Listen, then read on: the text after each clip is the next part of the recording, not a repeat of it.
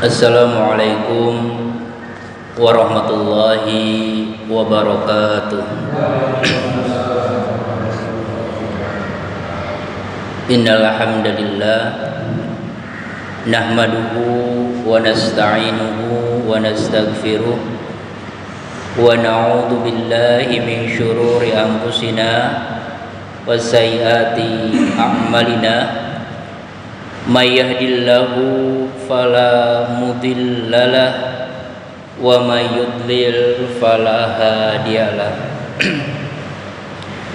Asyhadu an la ilaha illallah wa asyhadu anna Muhammadan abduhu wa rasuluh alladzi la nabiyya ba'dah.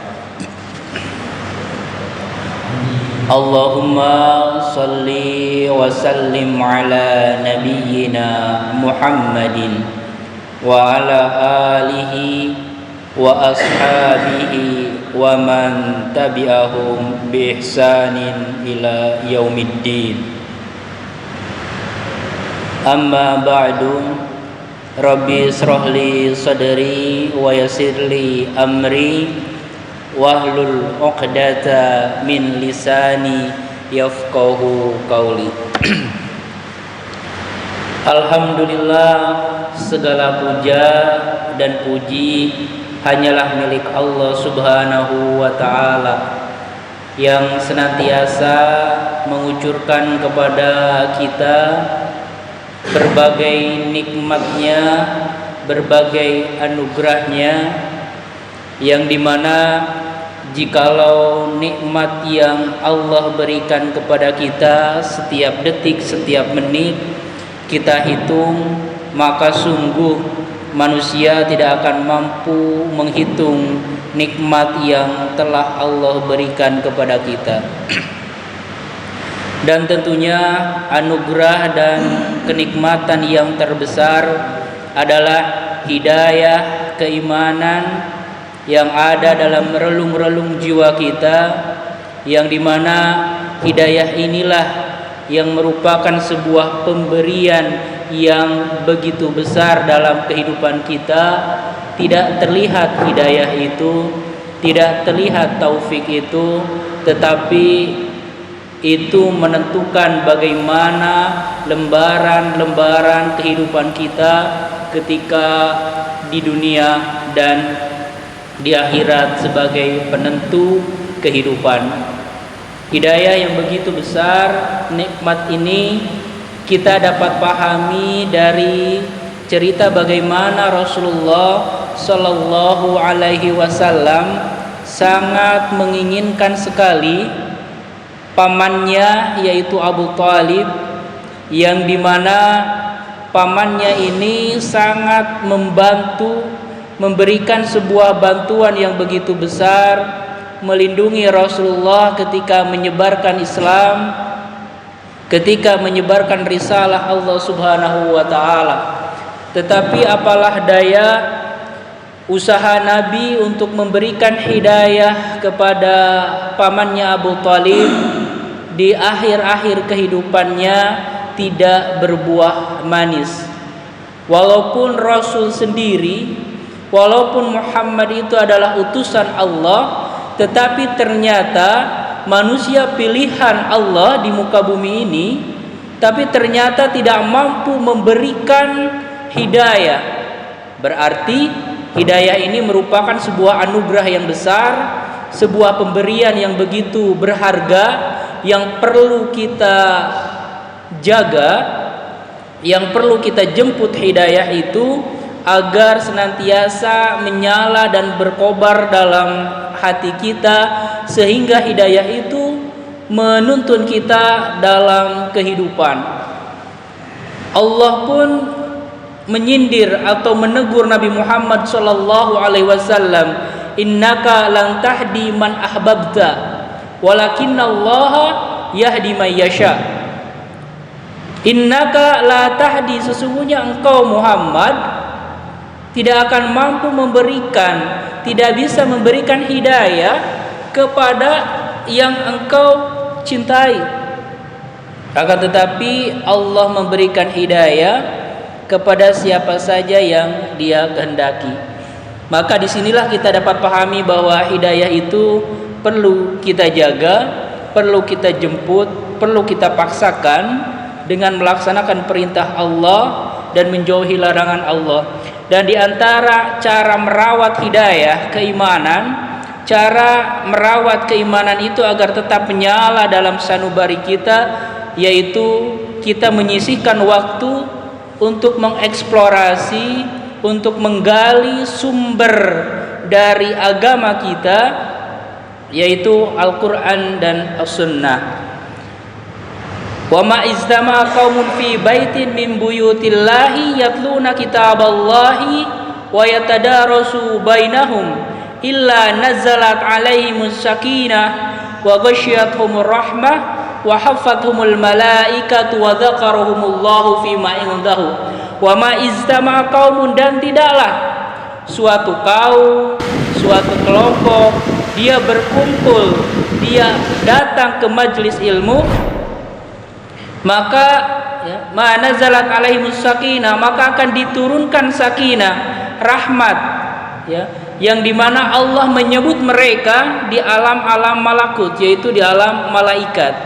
Nah, maka ini menjadi sebuah tetesan kesegaran dalam keimanan kita agar diri kita tertarik kembali dalam track yang benar, menarik diri kita dari hiruk pikuk dunia yang menyibukkan dan melalaikan.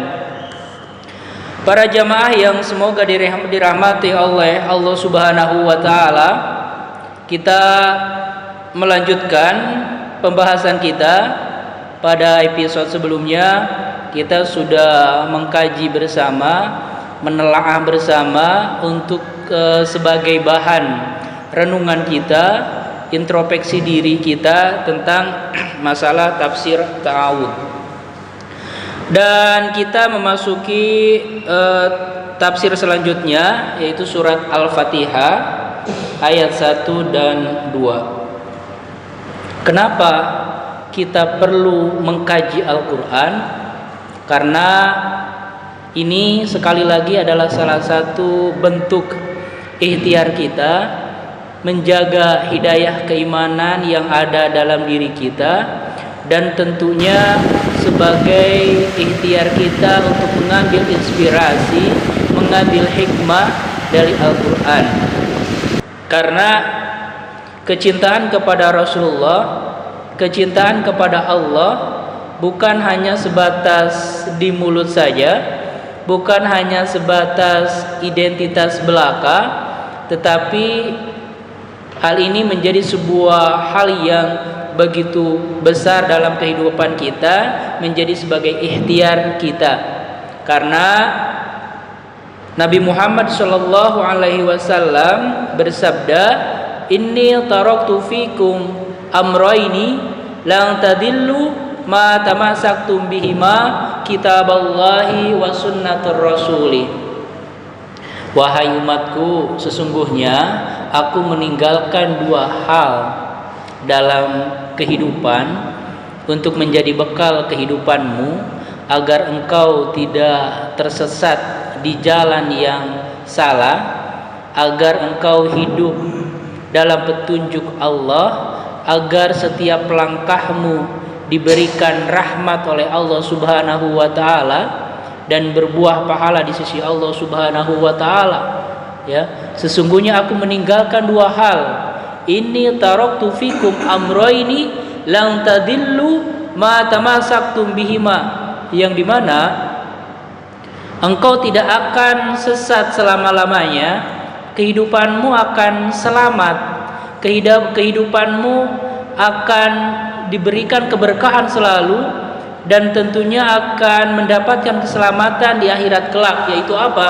Yaitu ketika seseorang imtamsaskum bihima, jika kalian berpegang teguh kepada keduanya, menjadi sebuah pijakan, menjadi sebuah cahaya petunjuk, maka sungguh lang tadillu abada, engkau tidak akan salah langkah selama-lamanya, engkau tidak akan tersesat dalam kehidupan di dunia ini.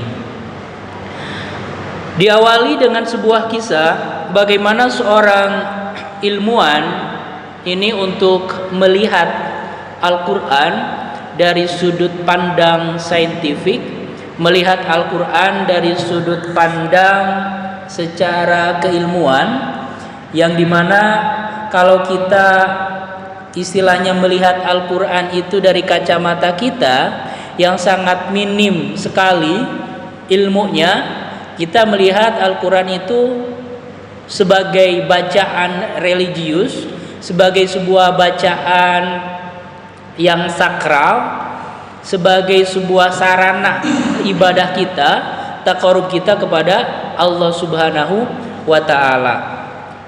Nah, tetapi ketika kita melihatnya dari sudut pandang ilmu, dari sudut pandang saintifik, kita akan menemukan ternyata Al-Quran jika dilihat dari kacamata keilmuan sungguh luar biasa. Sungguh keimanan kita akan lebih kuat lagi. Kenapa?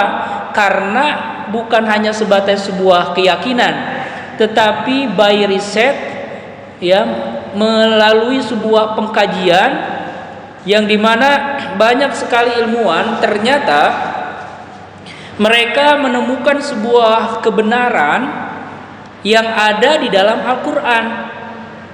Padahal Al-Quran itu diturunkan 1400 tahun yang lalu. Tapi kenapa zaman ketika Nabi Muhammad hidup belum ada teknologi canggih, belum ada sebuah penelitian yang mendalam tentang alam dan lain sebagainya, tapi kok bisa di dalam Al-Quran itu mampu menyingkap kebenaran-kebenaran yang sungguh luar biasa. Nah, di antaranya adalah kisah dari seorang ilmuwan, Maurice Bucaille, seorang ilmuwan medis dari Prancis. Nah, Dr. Maurice ini melakukan sebuah penelitian. Beliau adalah seorang dokter bedah terkenal, ya, ahli anatomi asal Prancis, ya, ditunjuk menjadi tim medis utama untuk menganalisa mumi Fir'aun, yaitu mumi yang dimana Allah tenggelamkan, ya, di Laut Merah, atau ini namanya Ramses II. Dia asalnya adalah seorang saintifik, seorang ilmuwan yang non muslim, tetapi ciri khas para ilmuwan itu, ciri khas kaum intelek itu, dia senantiasa mengkaji secara mendalam apapun itu, ya, apalagi berkaitan dengan fenomena-fenomena alam. Nah, ternyata Dr. Maurice ini mengalami sebuah kejanggalan ketika melakukan risetnya saat membedah mumi Fir'aun. Ternyata ditemukan air laut dalam rongga dadanya, ya, padahal muminya itu tidak rusak oleh pembusukan. Ini kan kayak di luar hukum alam. Istilahnya itu kalau ada orang yang meninggal di lautan, tenggelam dan lain sebagainya, secara hukum alamnya itu kan akan membusuk. Seperti istilahnya itu paus-paus yang besar itu mati, lama-kelamaan membusuk, hancur, dan akan membusuk begitu saja dan meninggalkan tulang benulang saja.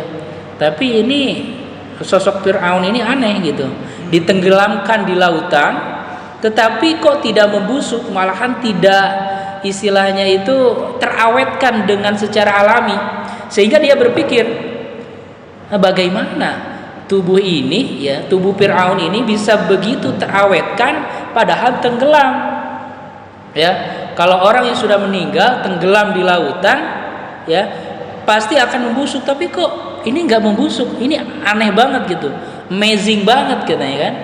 Nah, selanjutnya dari keanehan inilah seorang temannya, seorang kolega, ya, istilahnya itu teman risetnya, seorang muslim, melihat keanehan si Dr. Maurice ini biasa aja. Padahal si Dr. Maurice ini tuh kayak terkagum-kagum, kayak sebuah fenomena yang aneh banget gitu. kok bisa gitu. Tapi karena temannya itu seorang muslim dan tahu bagaimana ternyata cerita Fir'aun itu memang Allah abadikan, ya. Beliau mengatakan kepada Dr. Morris tersebut, itu sudah dijelaskan dalam Al-Quran sejak 1400 tahun yang lalu. Kan aneh, kok bisa si Dr. Morris ini melakukan penelitian di zaman modern, ya, 1400 tahun kemudian, tapi kok bisa statement ini bisa keluar dari sebuah peradaban yang belum menemukan kemajuan dan lain sebagainya, kok bisa gitu. Maka sahabatnya ini membacakan sebuah ayat, surat Yunus ayat 92, fal yauma nunazzika bi badanika litakuna liman khalfaka ayatan. Maka pada hari ini kami selamatkan jasadmu, wahai Fir'aun, agar kamu menjadi pelajaran bagi orang-orang yang setelahmu. Bagaimana akibat orang-orang yang durhaka kepada Allah, bagaimana akibat dari orang-orang yang tidak mau tunduk patuh kepada perintah Allah dan Rasulnya. Nah, seketika Dr. Morris ini terkejut dan terguncang. Daya intelektualnya itu meronta-ronta. Bagaimana mungkin Nabi Muhammad yang hidup di gurun pasir, belum ada teknologi pada saat itu, dan juga seorang yang ummi, buta huruf, tidak bisa membaca, apalagi menulis, kok bisa mengeluarkan sebuah diksi kata, mengeluarkan sebuah hasil riset, yang hasil riset itu ditemukan jauh-jauh hari setelah beliau meninggal, tapi kok bisa kebenaran itu muncul dari sosok manusia yang jauh dari peradaban. Nah, maka ia meyakini lebih banyak ayat Al-Quran dan membandingkan dengan ilmu anatomi dan lain sebagainya, sehingga beliau berkesimpulan bahwa setelah beliau mengalami sebuah hal yang menganehkan, maka beliau pun masuk Islam. Nah, inilah kita melihat Al-Quran dari kacamata saintifik, melihat Al-Quran dari kacamata ilmu pengetahuan, bagaimana ternyata mereka yang di luar sana yang menggunakan daya nalarnya yang kritis ternyata mampu menemukan kebenaran-kebenaran yang ada dalam Al-Quran, sehingga penemuan itu membuka pintu hidayah untuknya. Nah, inilah sebuah kisah yang menguatkan kita bagaimana ternyata Al-Quran ini bukan hanya sebatas bacaan, bukan hanya sebatas jalan kita bertaqarrub kepada Allah, tetapi lebih dari itu, Al-Quran merupakan sebuah pedoman, merupakan sebuah gudangnya inspirasi yang perlu dikaji. Nah, kita masuk ke dalam pembahasan surat Al-Fatihah, ya. Surat ini mencakup semua makna dan kandungan dalam Al-Quran. Jadi dalam surat Al-Fatihah ini adalah sebuah rangkuman dari isi Al-Quran secara garis besar. Oleh karena itulah Al-Fatihah juga dinamakan Ummul Kitab, yang artinya induk Al-Quran. Sebagaimana hadis yang diriwayatkan oleh Imam Bukhari dari sahabat Abi Sa'id ibnu Mu'alla, beliau mengatakan dalam suatu waktu Rasulullah Shallallahu Alaihi Wasallam ingin mengajarkan la u'allimannaka suratan hiya a'dhamu surah fil Quran. Aku akan mengajarkan kepada engkau suatu surat yang paling agung di dalam Al-Quran. Nah, maka beliau mengatakan alhamdulillahirabbil alamin wa hiya sab'ul masani. Nah, inilah nama-nama lain dari surat Al-Fatihah, ya, yaitu adalah surat alhamdulillahirabbil alamin sab'ul masani, yaitu 7 ayat yang diulang-ulang, karena surat ini senantiasa dibaca dalam sholat kita, wa Qur'anul Azim, dan disebut juga Al-Qur'anul Azim. Nah, selanjutnya, kenapa Al-Fatihah ini menjadi sebuah inti atau saripati dari pesan-pesan yang ada di dalam Al-Quran secara utuh? Yang pertama, karena Al-Fatihah ini dia memberikan sebuah poin tentang tauhid rububiyah. Apa itu maksud tauhid rububiyah? Yaitu ilmu atau penegasan tentang bahwa alam semesta ini diciptakan oleh Allah Subhanahu wa taala. Nah, tapi tauhid rububiyah ini tidak akan berdiri tegak sebelum dia menapaki tauhid uluhiyah, yaitu benar-benar mengesahkan, menghambakan diri kepada Allah Subhanahu wa taala. Kenapa tauhid rububiyah ini belum cukup? Karena kita meyakini bahwa alam semesta ini diciptakan oleh Allah. Nah, ternyata di kalangan para intelek zaman Yunani kuno dan para pemikir yang lainnya, mereka juga ada yang sampai, jadi pikiran mereka sudah dapat menyimpulkan bahwa alam ini diciptakan oleh zat yang esa, ada penciptanya. Tetapi di sini pentingnya akal itu untuk dibimbing oleh wahyu. Kenapa? Karena tidak cukup ketika seseorang itu meyakini bahwa alam dunia ini ada penciptanya, tetapi ternyata dia tidak melakukan peribadatan kepada Allah, ya sia-sia saja. Maka banyak sebuah fenomena yang perlu diluruskan. Mereka yang mengakui bahwa Allah itu sebagai pencipta alam semesta, tetapi di sisi lain memberikan sebuah sesajen kepada Nyi Roro Kidul, Nyi Roro Kaler, dan Nyi Roro yang lainnya. Nah, ini sebagai sebuah kayak penyimpangan. Bagaimana mitos-mitos itu menjadi sebuah hal yang diagungkan, itu ternyata sebuah hal yang sangat paradoks, sangat kontradiktif gitu. Nah, dalam ayat Alhamdulillahirabbil alamin, segala puji bagi Allah Tuhan semesta alam, ada sebuah penekanan tentang tauhid rububiyah, yaitu penegasan akan Allah itu adalah Tuhan semesta alam.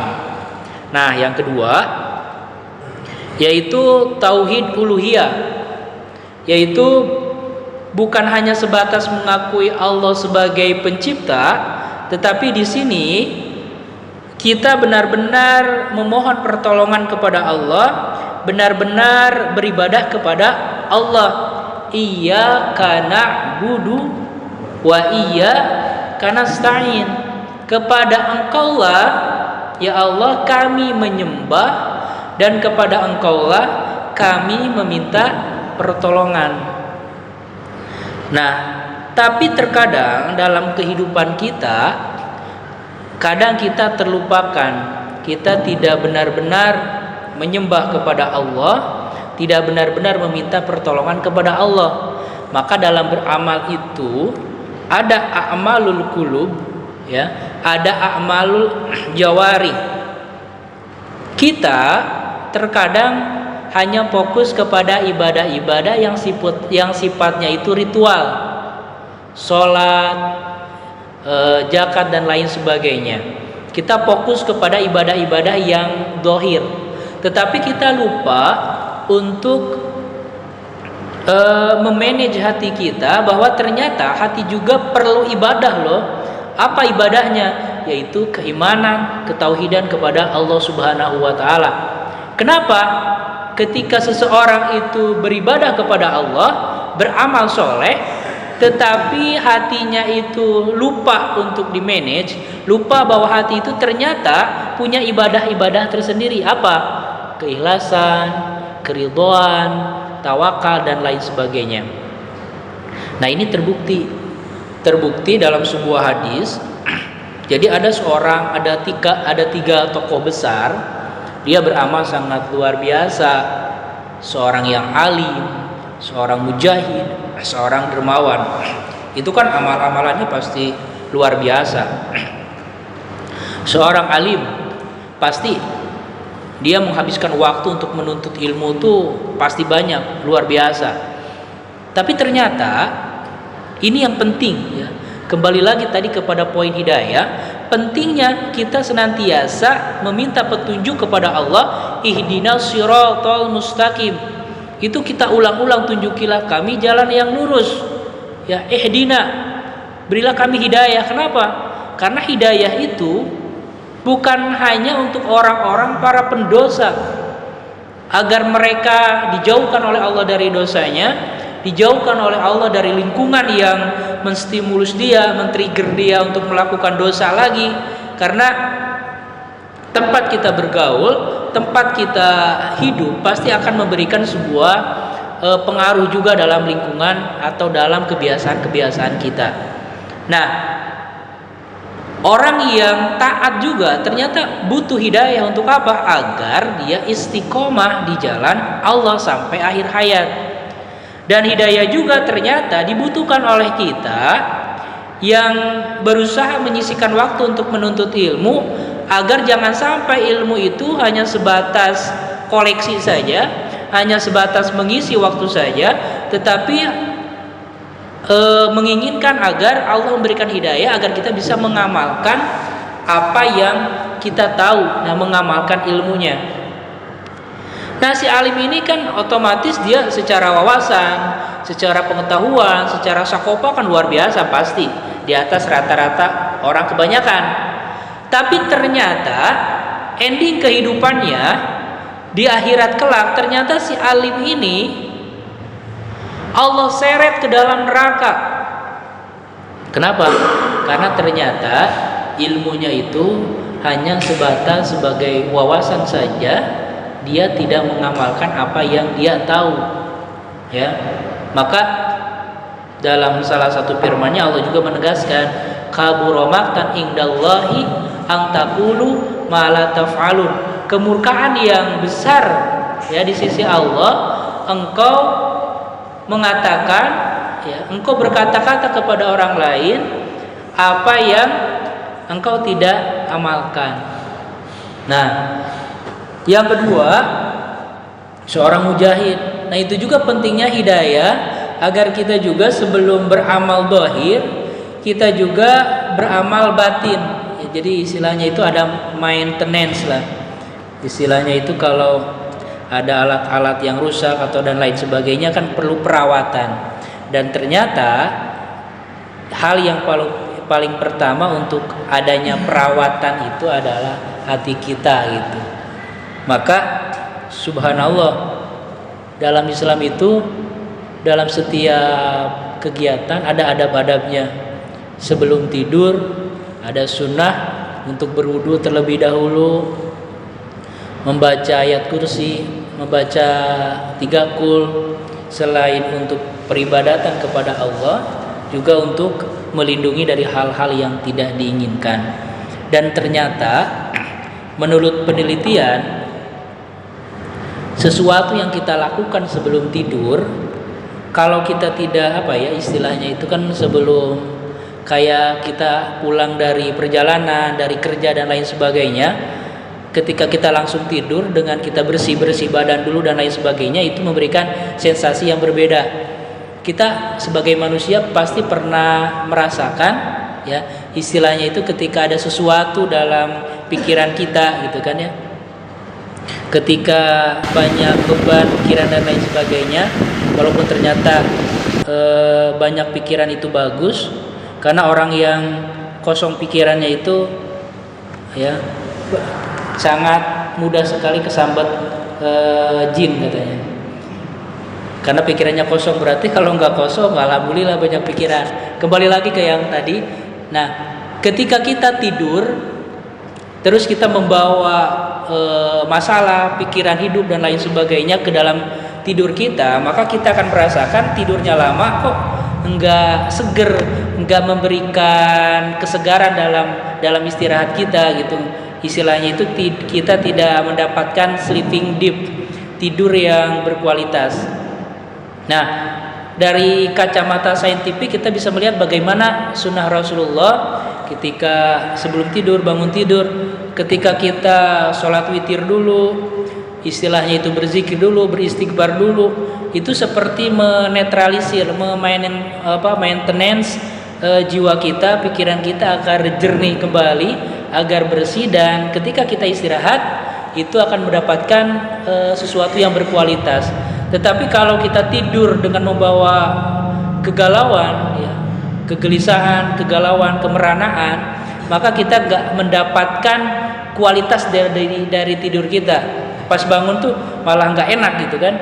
Nah, inilah pentingnya bagaimana ternyata secara psikologi juga sabda Rasulullah itu benar-benar mantap banget gitu kan. Inna fi jasadi mudghah. Dalam diri manusia itu ada segumpal daging, ya, hati. Jika hatinya itu tenang, bersih, maka akan tenang juga tidurnya dan lain sebagainya. Ya, istilahnya itu kalau dalam di dalam rumah itu kuncinya adalah hati seorang istri gitu ya. Kalau istrinya lagi rudet, ya, maka rumah pun akan menjadi rudet juga gitu kan. Kenapa? Karena biangnya itu, sumbernya itu lagi rudet gitu. Tapi kalau istrinya lagi tenang dan lain sebagainya, nah itu juga memberikan sebuah hal yang berbeda ya. Analogi sederhananya seperti itu. Nah, selanjutnya di sini juga ya, tadi kembali lagi ke poin inti bahwa Al-Fatihah itu merupakan inti dari ajaran Al-Qur'an secara umum. Nah, disinilah doa dan hidayah itu kita lantunkan kepada Allah.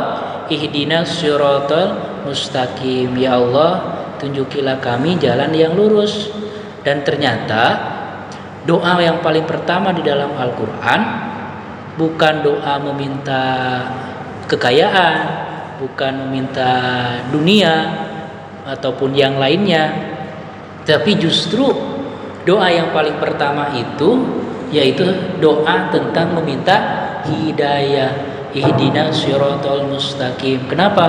Karena tanpa hidayah yang ada dalam hati kita, maka sungguh kita akan terjauhkan dari rahmat Allah Subhanahu wa taala. Selanjutnya, poin yang terakhir dari inti dari surat Al-Fatihah ini adalah menekankan kita agar beriman kepada hari akhir. Maliki yaumiddin. Nah, selanjutnya surat Al-Fatihah ya, pembukaan yang diturunkan di Mekah terdiri dari 7 ayat. Ini adalah surat yang pertama diturunkan secara lengkap di antara surat-surat yang ada dalam Al-Qur'an, ya, termasuk golongan surat Makkiyah.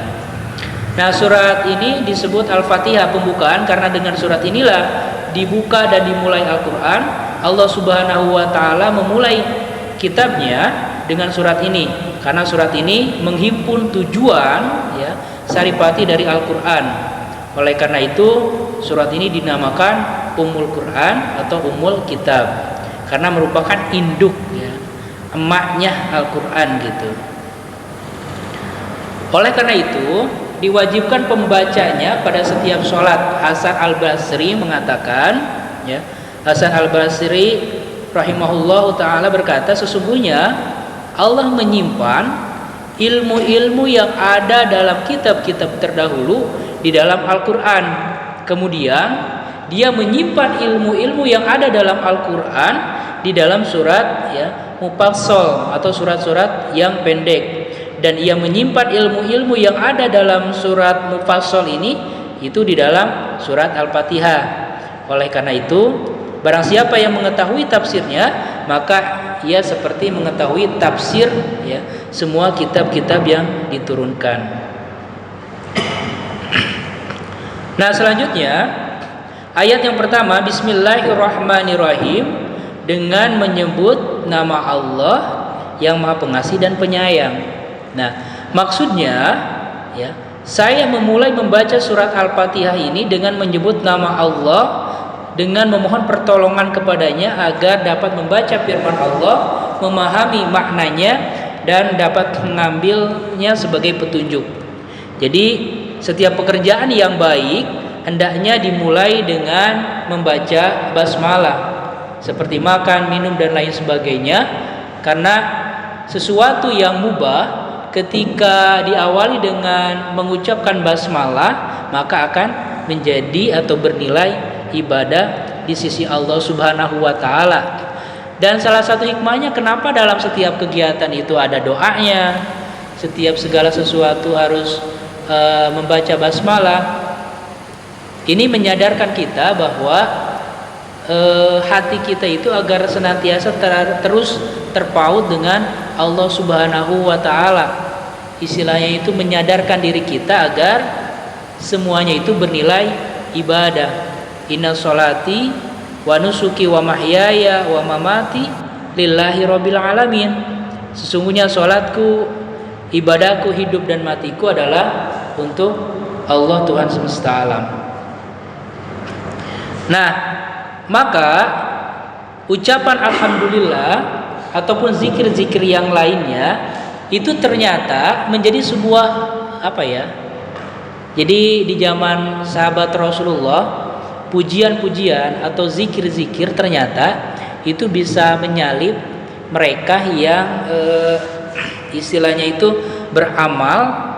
Jadi orang kaya itu kan untuk mendapatkan pahala kayak gampang gitu kan, menggelontorkan uang dan lain sebagainya. Tapi untuk yang kurang dalam segi ekonominya, maka di sini Rasulullah Shallallahu Alaihi Wasallam yang memberikan sebuah penegasan bahwa ibadah-ibadah yang kita lakukan sebenarnya adalah akan kembali ke kita gitu. Di sini dalam arba'in yang hadis arba'in yang ke-24 Allah menegaskan, ya ibadi lau anna awalakum wa akhirakum wa insakum wa jinnakum kanu ala atqa qalbi rajuli wahidin minkum ma zada fi mulki syai'a.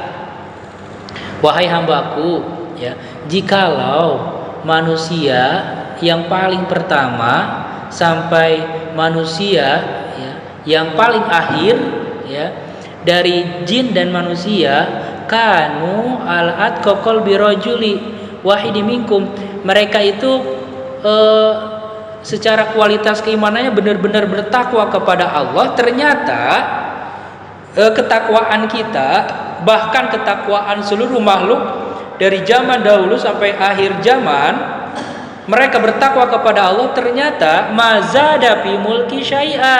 Ternyata ketakwaan manusia itu walaupun seluruh makhluk ditakdirkan bertakwa kepada Allah, atqa gitu kan, dengan memakai isim tabdil, benar-benar bertakwa kepada Allah, itu tidak memberikan kemuliaan, tidak menambah kerajaan Allah sedikit pun. Berarti amalan-amalan kita, sholat kita bukan untuk Allah, tapi untuk diri kita sendiri. Kenapa? Karena ketika kita bertakwa, bahkan ketakwaan ini seluruh makhluk bertakwa, bukan hanya manusia tapi jin juga, itu tidak menambah kemuliaan, tidak menambah kehebatan Allah, enggak menambah sedikit pun. Dan sebaliknya, lau anna awalakum wa akhirakum wa insakum wa jinnakum kanu al abjari qalbi rajuli wahidi minkum mana qasadzalika min mulki syai'a. Sebaliknya, jikalau manusia durhaka, bejat gitu istilahnya bahasa Jerman ya, dari manusia paling awal sampai manusia akhir zaman semua membangkang kepada Allah, gak mau ikut aturan Allah, durhaka kepada Allah, maka sungguh kedurhakaan kita, bahkan kedurhakaan seluruh makhluk Allah dari jenis jin dan manusia, mana qasadzalika min mulki syai'a, tidak mengurangi sedikit pun dari kerajaan Allah Subhanahu wa taala. Ya. Jadi ibadah-ibadah yang kita lakukan, sholat malam yang kita paksakan, membaca Al-Qur'an, mentadaburi Al-Qur'an, menggali inspirasi dari Al-Qur'an, dari sabda Rasulullah, dari qaul ulama, ternyata itu bukan untuk Allah, tetapi itu kembali untuk kita. Selanjutnya ada perbedaan makna tentang Ar-Rahman dan Ar-Rahim. Ar-Rahman adalah bentuk mubalaghah, ya, superlatif kalau bahasa Inggrisnya, dari kata rahmatun, kasih sayang, menggambarkan kalau Rahman itu menggambarkan kasih sayang yang sangat luas, umum, dan meliputi seluruh makhluk, baik yang beriman ataupun tidak beriman. Jadi sifatnya itu universal, seluruh makhluk, ya. Contohnya apa? Contohnya Allah memberikan oksigen gitu. Enggak, istilahnya itu kita yang di masjid dapat oksigennya lebih banyak karena taat gitu. Yang enggak ke masjid sesak napas gitu, bengek, enggak gitu kan. Kenapa? Karena ini adalah salah satu contoh dari Ar-Rahman, kasih sayang Allah. Jadi mau beriman mau enggak ya udah dikasih gitu kan. Makanan, kesehatan, hujan dan lain sebagainya. Wah, ini petaninya ini soleh nih, suka tahajud, wah diberi hujan gitu. Wah, ini nih petaninya itu enggak mau sholat gitu, dikasih kekeringan gitu kan, kayak hujan lokal gitu kan, enggak seperti itu. Nah, inilah maksud dari Ar-Rahman. Jadi kasih sayang Allah umum, baik beriman ataupun tidak. Maka dari ini kita bisa dapat pahami kenapa negara-negara yang maju, walaupun mereka enggak beriman, ya, kayak Jepang, bahkan istilahnya itu negeri Cina, kita ya pakai lift itu kalau perkantoran itu pakai lift gitu. Mereka itu bukan perkantoran doang yang istilahnya itu tingkatnya 40 lantai dan lantainya banyak. Mereka itu tebing-tebing itu udah dipasang lift untuk memudahkan istilahnya itu menjadi tempat wisata dan lain sebagainya. Bagaimana teknologi di Cina itu benar-benar gila gitu, benar-benar edan banget. Jadi gambaran dari sebuah pembelajaran yang sungguh luar biasa. Makanya kita pasti pernah melihat bagaimana perbandingan anak-anak Indonesia, pelajar Indonesia dengan pelajar mereka yang di negara-negara maju, beda banget budayanya. Di kita apa? Joget-jogetan gitu ya. Gak boleh wisuda, akhirnya joget-jogetan, hujan-hujanan. Mereka ternyata belajarnya sungguh luar biasa gitu. Literasinya dan lain sebagainya. Nah, itu menggambarkan bagaimana produk negara selanjutnya, karena 10 tahun, 20 tahun bagaimana gambaran dari sebuah negara ya ditentukan oleh sekarang. Bagaimana 10 tahun Indonesia ke depan, bagaimana 10 tahun, 20 tahun Indonesia ke depan ya ditentukan, kita dapat melihatnya bagaimana generasi-generasi mudanya sekarang. Nah, inilah salah satu contoh dari Rahman Allah. Jadi bagaimana kasih sayang Allah secara umum, siapa mereka yang masuk ke dalam hukum alam, belajar terus, pasti secara intelektual lebih maju, secara kemajuan peradabannya lebih maju. Nah, mau beriman mau enggak. Jadi tidak heran ya, di istilahnya itu negara-negara zaman dulu seperti Romawi, Persia, bahkan ternyata peninggalan Romawi sudah membuat sebuah saluran air untuk menyalurkan air ke daerah-daerah yang gersang.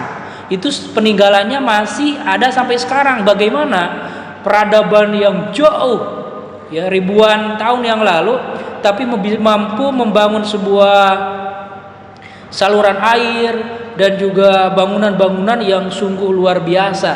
Padahal mereka nggak beriman kepada Allah. Nah, ini salah satu yang perlu kita pahami. Inilah di mana hukum alam itu mereka yang terus belajar akan mendapatkan kemajuan, mau beriman mau enggak. Cuma nanti bedanya adalah di konteks kehidupannya, ya. Contohnya di Jepang, bagaimana mereka negaranya maju, tetapi ada nilai-nilai yang hilang.